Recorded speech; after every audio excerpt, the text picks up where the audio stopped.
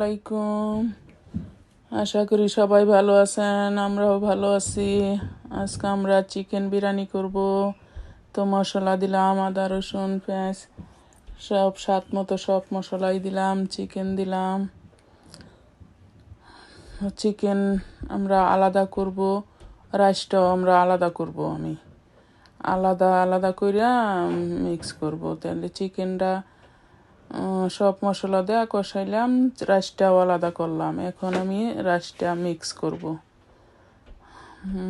চিকেনটা আলাদা কতটুকু রাখা নিলাম, আবার রাইস দিলাম, রাইস দিতেছি। রাইসটা দিয়া আবার সবটুকু রাইস দিলাম, দিয়া ওই যে আবার ওই মাংসটা দিয়া মিক্স করতেছি। এখন ভালো করে মিক্স কইরা একটু ঢাকিয়ে রাখবো। এখন মিক্স করা শেষ।